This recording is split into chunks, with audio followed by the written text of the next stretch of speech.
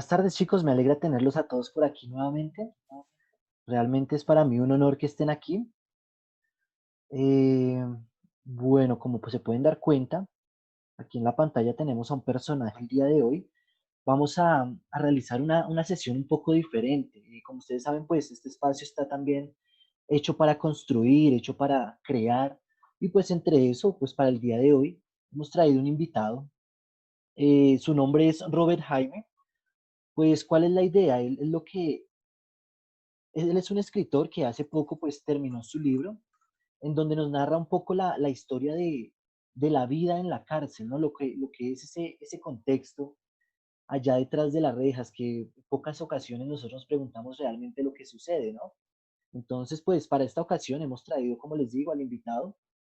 Vuelvo a repetir, su nombre es Robert Jaime, creo que él ya me está escuchando, ya activó su audio. Entonces, bueno, para dar inicio a esto, pues vamos a escucharlo. Él nos va a leer una parte, uno de los capítulos de su libro, y pues a partir de ello nosotros vamos a poder realizar las preguntas que se nos ocurran, ¿listo? La idea es que construyamos entre todos y que charlemos un rato. Hoy la idea es hacer más un conversatorio que cualquier otra cosa. Entonces, pues los dejo aquí con ustedes, el escritor Robert Jaime. Entonces, por favor, le prestamos mucha atención. Ya puedes activar el micrófono.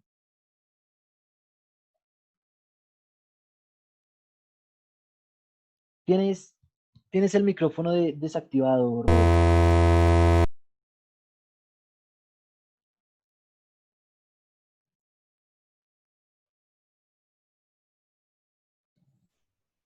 Eso, listo. Ahí ya te Ok, escuchamos. Entonces, bienvenido. bien, gracias. Bueno, primero que todo quisiera darle las gracias a usted, profesor David Barbón, por su invitación y al curso octavo del Colegio Real de Colombia por su participación en este conversatorio. Primero que todo quisiera contarles qué es Relatos Internos. Bien, Relatos Internos es un libro que cuenta historias tomadas de la realidad y contadas por sus propios protagonistas. Mm, es un libro que se escribió en medio de un ambiente natural y está direccionado a prevenir flagelos que se nos presentan a diario en Colombia y en nuestras familias, como la drogadicción, la prostitución, la delincuencia y otro tipo de flagelos, a través de la reflexión, a través de la unidad familiar, tomando como base la familia, como base fundamental de la sociedad, ¿cierto? Hablamos siempre de la defensa de la familia como base fundamental de la sociedad y tratando de recuperar valores sociales, morales y familiares a través de la unión de la misma, a través del diálogo y a través de los canales de comunicación. Básicamente es lo que significa Relatos Internos, ¿no? Es un libro que se escribió con un compromiso social de llevar, de llevar al lector una reflexión sobre qué está pasando con nuestras actuales y qué va a pasar con nuestras futuras generaciones, ¿cierto? Porque vemos que de forma normal hoy nuestros jóvenes caen inmersos en flagelos como los que nombré, digamos que de forma cotidiana, normal, y es lo que tratamos de prevenir haciendo o aportando este grano de arena a nuestra sociedad a través del libro Relatos Internos. Bien, profe. Entonces, hemos escogido eh, para compartir el día de hoy la lectura de uno de los capítulos y de ahí pues pasaremos en medio del conversatorio a resolver todas las dudas que genere la lectura de este capítulo. Bien, entonces mmm, lleva por título este capítulo Varicel. Es la historia contada de una persona que fue ya condenada y que en este momento purga su condena en una de las cárceles del país. Dice así: la desgracia ha llegado a la vida de un niño. Juan Carlos tenía 18 años cuando llegó a la cárcel. Cometió una imprudencia y la justicia lo calificó como un delito. Y sin medir las consecuencias de este acto, lo envía a prisión, quedando Juan Carlos al amparo de una comunidad carcelaria que cambiaría su vida para siempre. Juan, estudiante de secundaria y a las puertas de graduarse como bachiller, decide un día cualquiera y en medio del juego y la algarabía con sus amigos y compañeros de curso, jugarle una mala pasada al profesor de filosofía. Se perdió. Se perdió, mira. No, ahí te estamos escuchando, continúa. Lo que pasa es que compartí la pantalla para que ellos puedan seguir la lectura, ¿listo? Ok.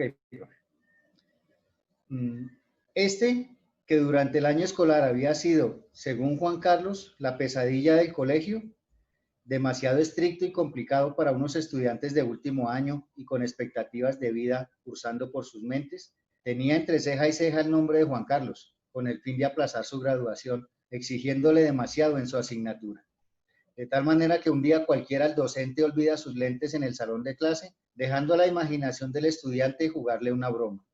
Juan Carlos toma los lentes del profesor y los esconde en su maleta. Más tarde, al pretender dar inicio a su clase en otro salón y al percatarse de la ausencia de estos, y sin confirmar antes de actuar, decide acercarse a la dirección del colegio y pone la queja. De inmediato, el director ordena al coordinador de disciplina hacer un registro a los estudiantes del curso de Juan, pues era allí la última vez que el profesor había visto aquellos lentes. De forma inmediata se ordena a los estudiantes salir del salón y dejar sus objetos allí dentro, tomándolos por sorpresa, sin saber lo que pasaba. Sin embargo, la sorpresa fue para Juan Carlos. Los cristales fueron hallados en su maleta y sin darle la oportunidad de manifestar que todo era producto de un juego, el docente toma la decisión apresurada de denunciar al estudiante, dirigiéndose a la autoridad competente y colocando a Juan Carlos un denuncio por hurto calificado y consumado, pues el cuerpo del delito fue hallado junto a las pertenencias de aquel estudiante. De inmediato, Juan es detenido y conducido a la delegación de policía. Juan Carlos, un joven de buenas costumbres, el mayor de 3 hermanos, llenos de valores y con padres maravillosos, un hogar de clase media, sin dificultades económicas y rodeado de mucho amor, proyectado en la vida a ser un buen profesional, esperaba, con el apoyo de su familia, que esta situación fuera transitoria, pues él había explicado a sus padres que todo era cuestión de una broma y que el actuar del profe era producto de una equivocación. Sin embargo, a partir de este momento, la imaginación y la inquina que puso el maestro en todo el asunto se convirtió en el calvario para Juan y la cruz que empezaría a llevar a cuestas sus familiares.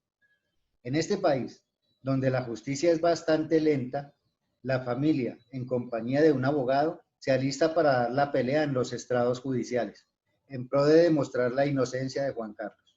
Sin embargo, Juan cae en las manos de un juez intransigente, que no ve más allá de su propia justicia, la toma por su propia mano y bajo su criterio decide condenar al muchacho a la pena de 24 meses de prisión, negándole cualquier tipo de beneficio, argumentando que es un peligro para la sociedad. En un Estado social de derecho donde prima la libertad y sin siquiera verificar su arraigo familiar, el juez se tornó en un juez de venganza, lanzando al abismo carcelario a un joven sin experiencia alguna en estas lides delincuenciales. Su familia llora al escuchar esta decisión y es justo en ese momento donde comienza el fin de la tranquilidad de aquella bonita familia, que careció de la presencia del Estado para recibir el apoyo necesario en una situación que no ameritaba tal decisión judicial. Juan es conducido a la cárcel distrital de varones y anexa de mujeres, donde fue bien recibido. Comienza allí un acompañamiento psicológico y realiza talleres de afectividad. La institución le brinda la oportunidad de iniciar un programa de resocialización y lo vincula a un taller de redención de pena.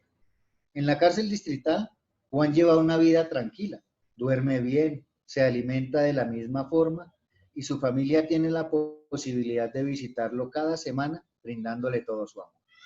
Sin embargo, al quedar en firme su condena y al ser confirmada en decisión de segunda instancia en los altos tribunales, Juan Carlos, un par de meses después, es notificado de su traslado de allí a una penitenciaría fuera de la ciudad, confirmándole así el destino que esta mala pasada se convertiría desde ahora en su peor pesadilla y acabaría con su vida para siempre. Un par de meses después, Juan Carlos sale de traslado hacia un destino desconocido, una penitenciaría en el departamento del Tolima. Juan se torna intranquilo, asustado, pues ha escuchado varias veces que la situación en otras cárceles es muy diferente a lo vivido hasta ahora. Allí ya no podrá contar con el apoyo de sus padres, pues ellos deben continuar con sus obligaciones en la capital y sacar adelante a sus demás hermanos. Días después, Juan es acomodado en un pabellón cualquiera de esta prisión, mezclado con individuos de toda índole social, viéndose en situaciones que con los días lo llevarían a tomar decisiones que cambiarían su situación en adelante. Juan Carlos se enferma en el pabellón, le da varicela, su cuerpo se llena de ampollas y su rostro se brota por completo. El patio en su totalidad entra en cuarentena. Sus compañeros se incomodan y empiezan a molestar a Juan. Y por esta situación que en adelante Juan comienza a llevar el seudónimo de Varicelo, dejando así de un lado su verdadera identidad. El hacinamiento en las cárceles deja al descubierto situaciones incómodas de convivencia en ese lugar. El espacio es bastante reducido, llevando a los internos a un estado de intolerancia, agravando así la convivencia para Juan dentro del penal. Los internos se provocan entre sí, hay discusiones y peleas a diario. Varicelo, en forma despiadada y sin compasión, es atacado por unos compañeros que en medio de un actuar psicótico que producen las drogas, lo dejan muy golpeado y sin posibilidad de defenderse, pues eran varios hombres contra él. El muchacho es conducido a las celdas de castigo, los mal llamados calabozos.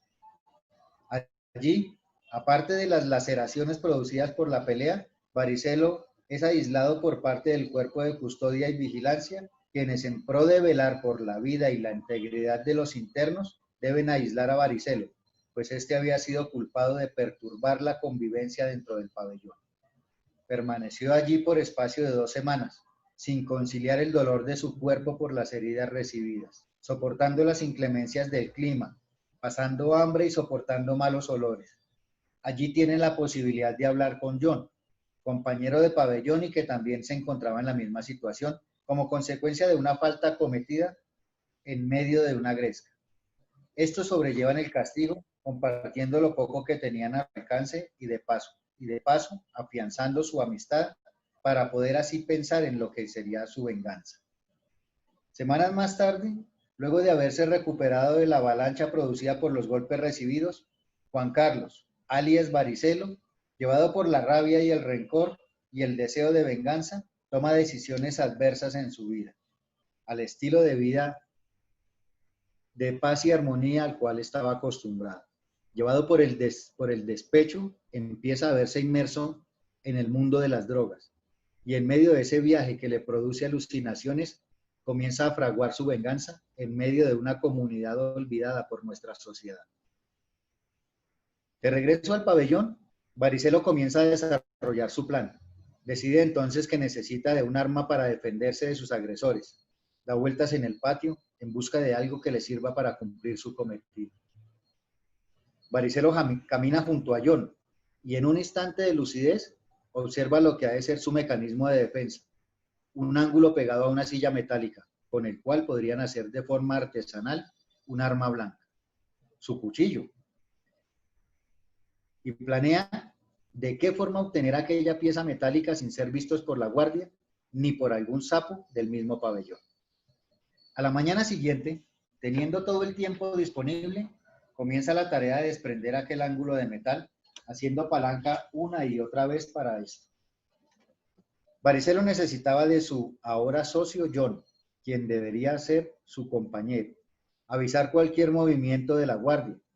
Así pasó el día y entre ires y venires, en las horas de la tarde, ya tenían en su poder aquel trozo de lámina haciéndose ahora necesario la vinculación de un nuevo miembro al equipo, un hombre con conocimientos en el arte de cortar y dar filo a ese fierro, hasta convertirlo en un arma mortal. Pedro es el elegido, un hombre nacido llano adentro y con pleno conocimiento de aquel arte. Varicelo y John se reúnen con él. Le proponen conformar una banda al interior del penal, haciéndole ver sus intenciones de venganza y a su vez de ganar dinero, siendo esta una doble intención en el propósito de estos muchachos. Pedro decide aceptar, condicionando a Varicelo de sacar 2 cuchillos de aquella barra, pero uno de estos sería para él, y este no se niega.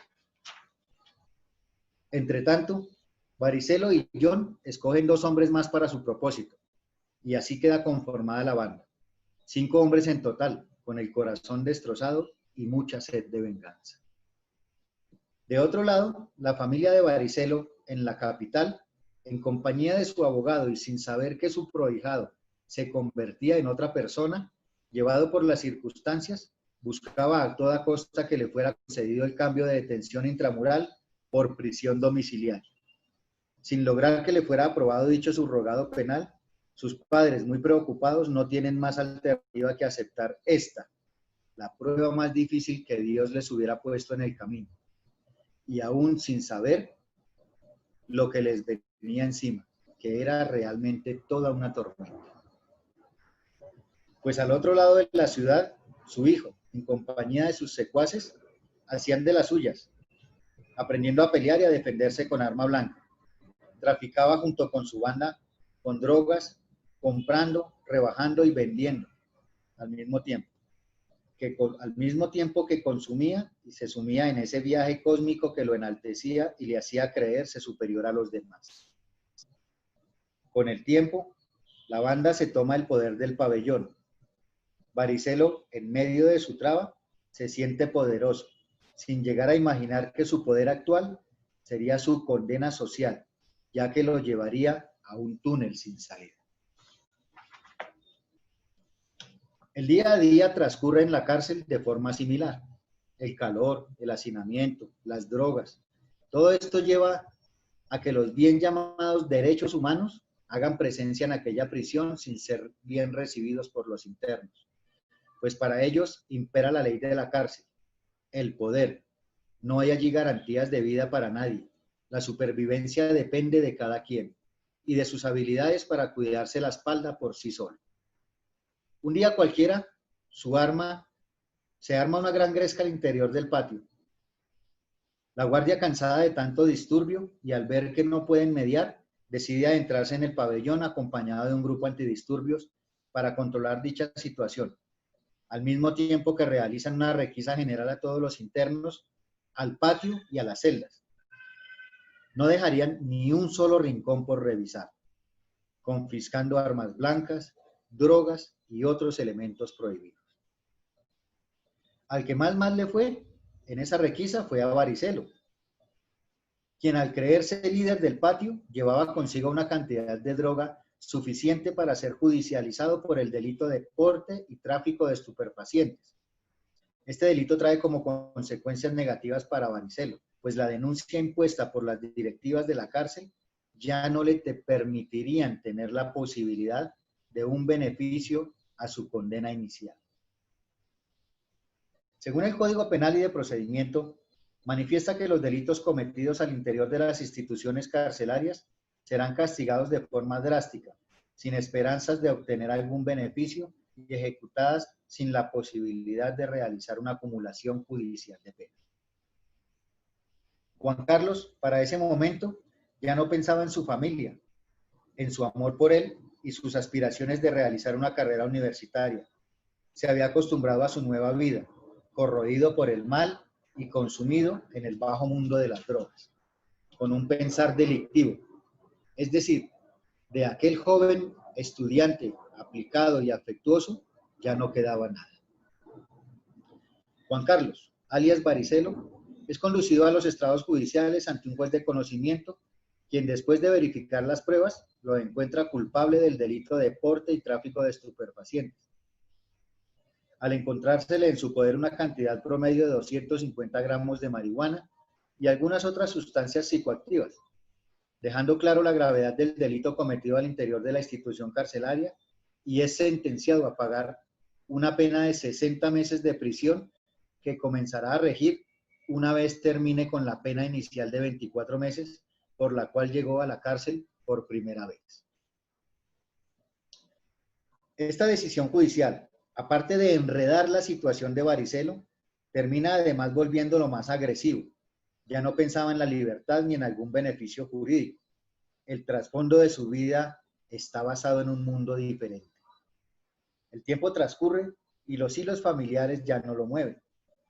Ha dejado la comunicación con su casa y se ha vuelto un ser despiadado. Los alucinógenos enredan su mente, ya no le permiten ver más allá de su cruda realidad.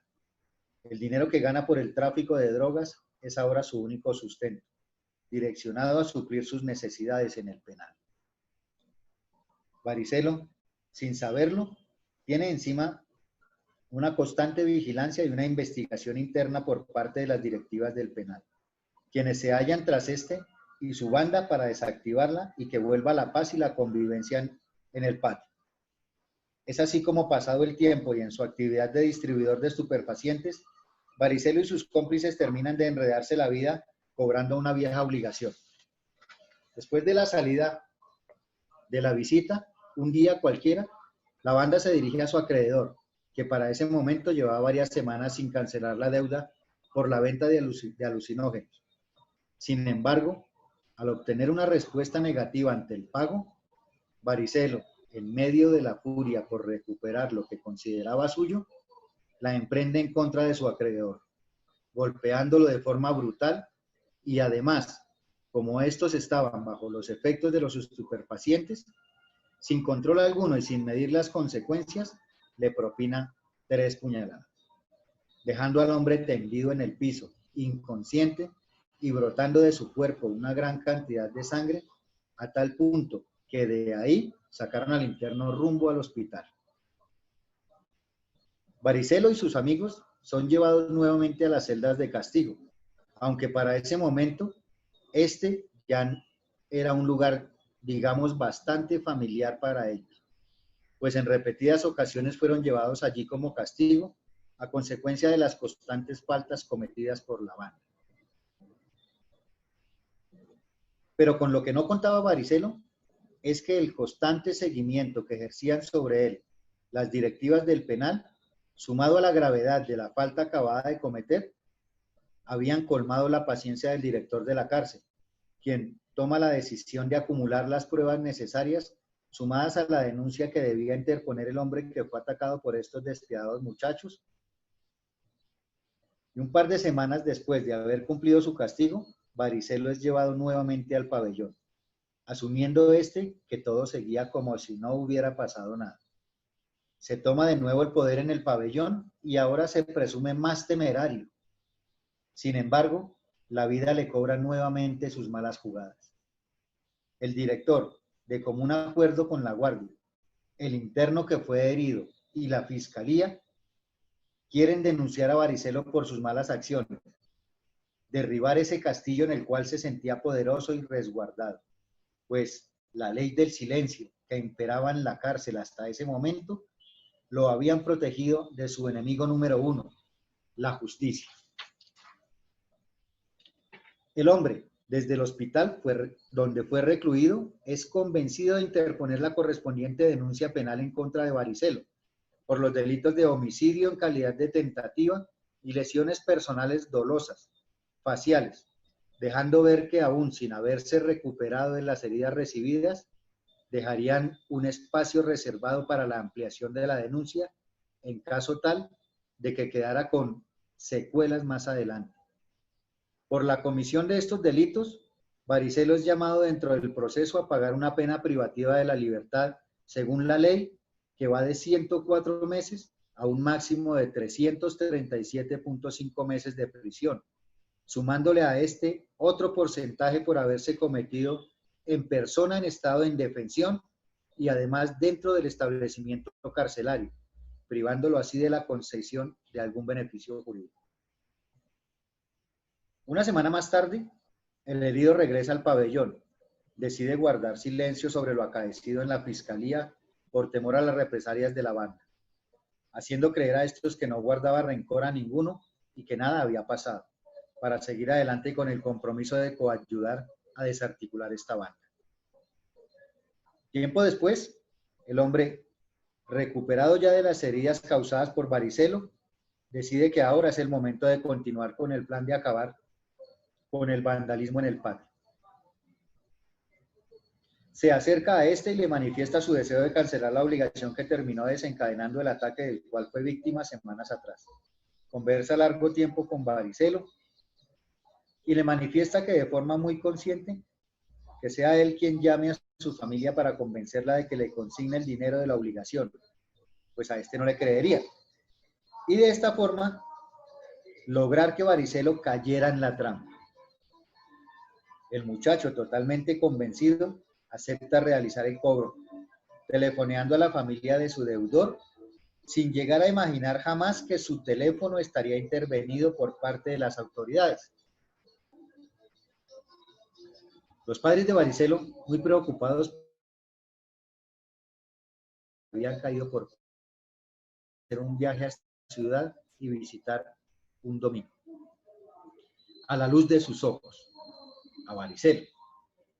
La visita fue recibida primero con sorpresa y luego con rechazo, pues su hijo, este que tanto amaban y por el cual habían luchado tanto, ya no era el mismo. Y era verdad, este ya no era el mismo hijo, juicioso, honesto y visualizado por sus padres como un hombre de bien. Aquella visita los había dejado perplejos, preocupados y con el corazón destrozado. El rostro de Varicelo y su actitud daban muestra a sus padres de la persona en que se había convertido. Un vándalo, un delincuente, consumido en la droga y con la mirada un tanto perdida, dejaba entrever el olvido social en que ahora caía Varicelo. A Juan Carlos le atormentaba la visita de sus padres. Lo encierran unos recuerdos que quizás pensó nunca volver a traer consigo. Al terminar el encuentro con su familia queda el sinsabor de una vida que ya no podría hacer y de la cual tuvo que salir a consecuencia de la decisión vengativa de un aparato judicial que lo llevó a perder el horizonte de su vida. Varicelo, durante los próximos 3 días se pierde en su nostalgia, se consume en un viaje retrocediendo en el tiempo y queriendo a través de la droga olvidar todo aquello que un día fue suyo. Sin embargo, un día después, renace entre las sombras de un bonito pasado que ya no le pertenece y decide continuar con sus propósitos. Pide cuentas a la banda y al mismo tiempo recuerda que debe hacer las llamadas correspondientes a la familia de aquel hombre que se comprometió con él a cancelar su antigua deuda. Realiza varias llamadas. Varicelo no está de humor. El recuerdo de sus padres, aquella tarde de visita, lo mantienen sin aliento. Está insoportable y esta actitud recae en el teléfono amenazando de plano a la familia del sujeto sin medir las consecuencias. Es ahí, en ese momento, cuando estalla la bomba para Varicelo y se pierde en el horizonte infinito del tiempo. La ilusión de la tan bonita y deseada libertad acaba de cerrar la brecha jurídica proporcionándole las pruebas suficientes para su funeral carcelario. Con esto, la investigación queda cerrada. Las pruebas eran contundentes en contra de Varicelo. La Fiscalía, gracias a la investigación realizada y a las pruebas recopiladas, abre un tercer proceso en contra de Varicelo de extorsión, con un agravante. La conducta fue realizada en forma total desde un lugar de privación de libertad. Es decir, la actuación de Juan Carlos desde el penal acabó lanzándolo al vacío y sumergiéndolo en un proceso jurídico con agravantes y por el cual será llamado a la pena privativa de la libertad de 18 a 24 años, más el aumento por la gravedad en la comisión de dicho delito.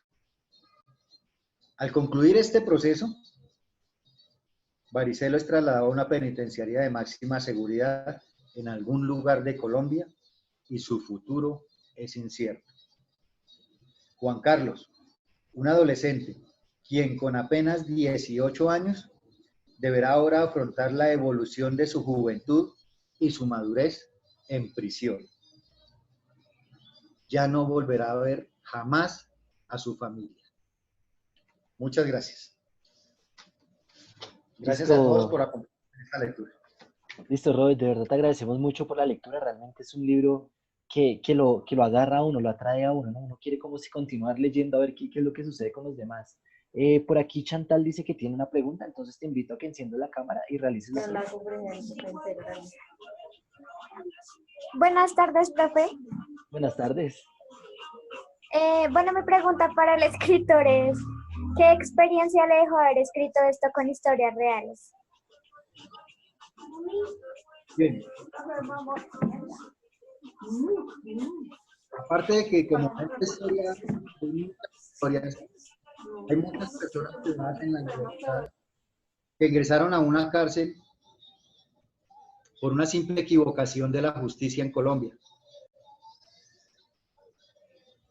que los lanzó a un vacío social y que al final del ejercicio terminaron prácticamente con su vida porque de problema en problema siguen acumulando años y años de prisión y realmente de allí jamás van a volver a salir. Entonces, creo que me deja muchas reflexiones. Creo que al igual que yo, muchos padres de familia al leer esta historia piensan en que compartir este tipo de conocimientos con sus hijos va a hacer que entren en una reflexión de cambio social y en una reflexión de cambio familiar. Y que los muchachos, nuestros jóvenes, nuestras actuales generaciones deben abrir los ojos, deben estar muy pendientes de cada paso que den. Porque hoy en Colombia todos tenemos que andar con paso firme, con pies de plomo y con los ojos muy abiertos. Bueno. Yo quisiera realizarte una pregunta. Hay dos autores que pues son conocidos, uno es Rousseau y el otro es Maquiavelo. Uno de ellos plantea que el hombre nace bueno y es la sociedad que lo corrompe, pero Maquiavelo por otro lado dice que el hombre nace malo por naturaleza, que es muy egoísta por naturaleza. Quisiera saber tú con cuál de estas dos versiones estás de acuerdo, con cuál de estas dos teorías estás de acuerdo. Bueno, mira, yo estoy de acuerdo con que en la actualidad estamos viviendo en nuestro país el hecho de que el hombre nace sano y la sociedad lo corrompe. Porque realmente yo llevo mucho tiempo estudiando y analizando el aparato judicial, el esquema judicial en Colombia. Y el esquema judicial en Colombia es un sistema abrupto, es un sistema que fue diseñado para vivir de las estadísticas. Entonces, ¿qué pretende el sistema judicial?